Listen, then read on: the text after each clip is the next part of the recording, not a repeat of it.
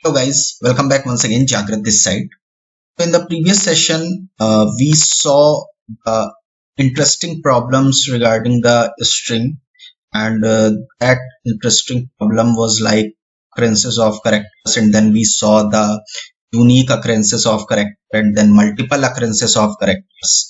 So we deal with the strings in the previous lectures, but in this lecture I will deal with the integer array. So the same problem we can implement in the integer array also. So let us suppose we have an integer array and in which some numbers are given. So now interviewer can ask that, okay, find out those numbers whose occurrence is 1, and find out those number whose occurrences are greater than 1. I mean single occurrence of the character as well as the multiple occurrences of the character. So logic will be completely same, and the only thing is like we need to pick our previous code, and then you can easily see that we can easily implement this problem. Okay, so this is the previous session code. So if you don't watch that previous session, please see, so that you can understand like how can we implement the concept of this occurrences of character. And we are going to implement the occurrences of numbers in the integer array. So like without wasting our time, so what I will do, of course, if it is the integer array, so we need to give the array here, we need to pass array here. Okay, and that would be the integer array.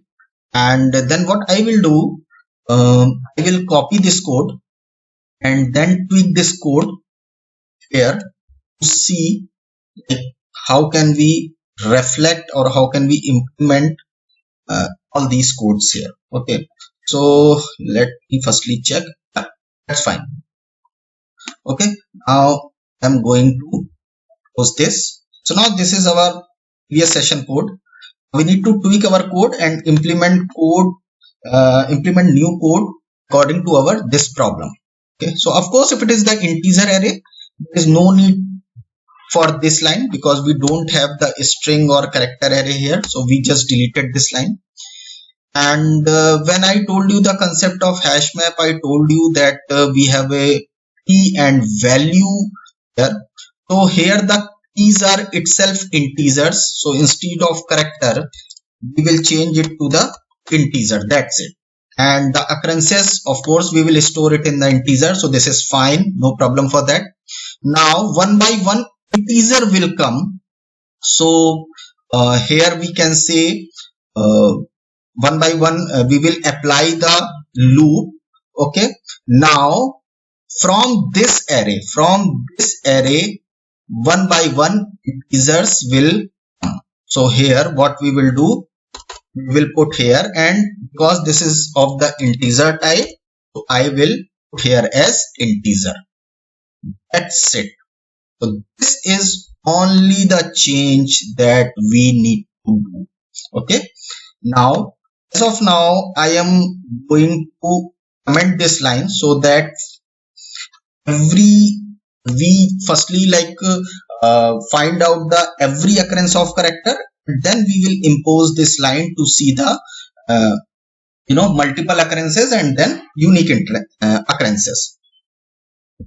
Okay, so of course like we need to define the integer array here. So int array is equal to, let us suppose 2 3 6 4 3 4 7 9 5 3 1 and so on. Okay, like this. Let us suppose this is our integer array. Now we don't need to do anything, we just copy this method and call. That's it. So let me paste here, and we can pass this particular array. That's it.